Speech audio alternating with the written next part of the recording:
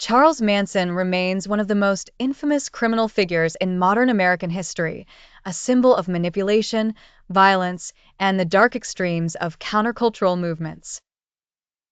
Although he never personally carried out the murders that made his name synonymous with evil, his ability to control and influence his followers turned him into a chilling icon of psychological domination. Early life and troubled beginnings. Born on November 12, 1934, in Cincinnati, Ohio, Charles Millis Manson grew up in an unstable environment marked by neglect, petty crime, and repeated incarceration. His mother, Kathleen Maddox, struggled with alcohol and poverty, leading Manson to spend much of his youth in juvenile detention centers. By adulthood, he had already accumulated a long record of theft, fraud, and parole violations.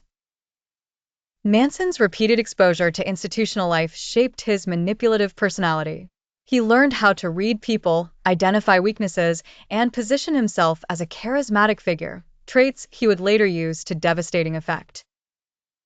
The birth of the Manson family. After being released from prison in 1967 during the height of the hippie movement, Manson moved to San Francisco.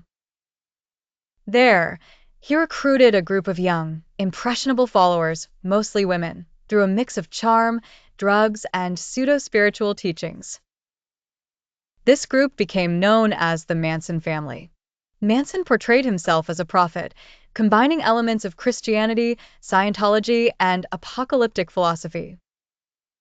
He preached that society was on the verge of collapse and that he and his followers would be the ones to reshape the world afterward. Helter Skelter and apocalyptic ideology. Manson developed a bizarre theory he called Helter Skelter, inspired by a Beatles song. According to him, an impending race war would destroy the existing social order. Manson believed that the murders committed by the family would ignite this conflict, allowing him to emerge as a leader in the chaos.